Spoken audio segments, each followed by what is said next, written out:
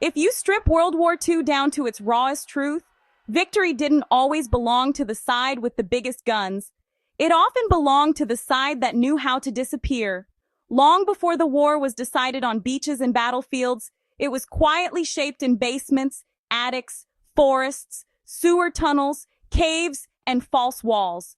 Soldiers, resistance fighters, civilians, and entire underground networks survived not because they fought harder, but because they hid smarter. These hiding places were not acts of fear. They were tools of survival, intelligence, sabotage, and endurance.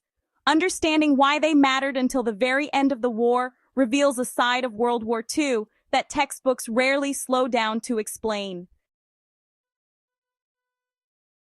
How hiding became a survival skill rather than a desperate last resort. In occupied Europe, hiding was not optional. It was systematic. The German occupation forced civilians, resistance members, and persecuted populations to treat concealment as a daily discipline. Hiding places were chosen with logic, not luck. They had to control sound, smell, heat, and movement. A well-designed hiding space wasn't about comfort. It was about time. Time to avoid patrols, time to pass information, time to wait out searches. Many resistance cells survived entire occupations simply because their hideouts blended into ordinary life.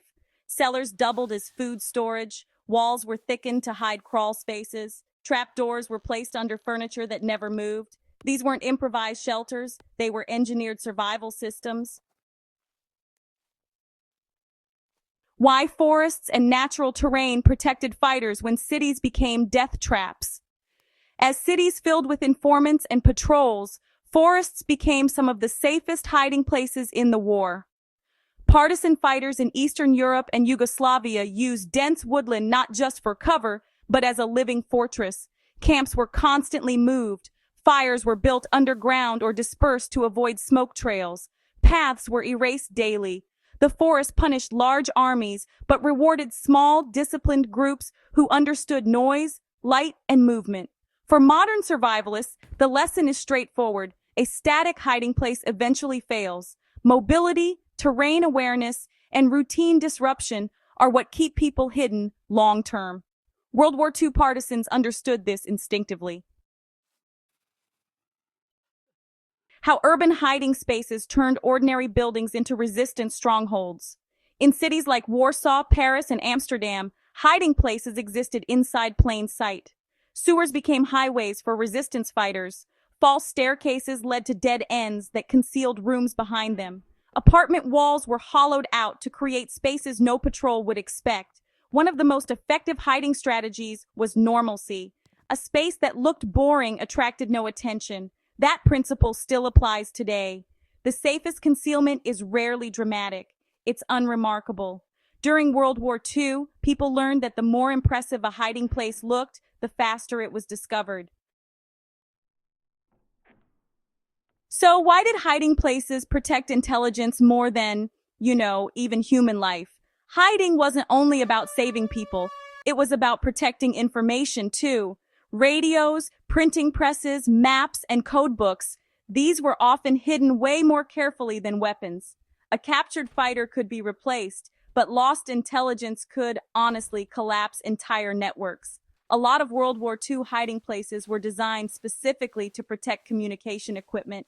Radios were placed behind chimneys to mask their heat signatures, and printing presses were mounted on removable platforms so they could be dismantled in just a few minutes. Modern preparedness thinking actually borrows directly from this idea. Protect your critical tools first. Without communication and coordination, survival becomes isolated and, short-lived. Even in prisoner of war camps, hiding places really mattered. Escaped prisoners rarely expected immediate freedom. Their goal was to delay recapture. Hiding in barns, ditches, haystacks, or abandoned buildings gave escapees a chance to rest, reorient, and move strategically.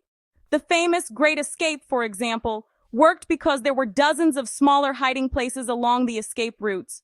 The lesson here is patience. World War II escapees knew that movement without rest led to mistakes. Hiding wasn't the end goal. It was just a tool to extend survival long enough for opportunity to appear. So, why did civilians hiding others become this, quiet backbone of Allied victory? Well, thousands of civilians hid Jews, downed pilots, resistance fighters, and deserters. These hiding places were often, honestly, pretty crude, but they were carefully managed. Food rationing had to be adjusted, and noise schedules were strictly enforced. Even children were trained to lie convincingly. This level of discipline, it turned ordinary homes into real survival nodes. Victory depended on these invisible networks just as much as on armies.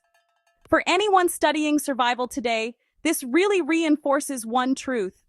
Community multiplies resilience.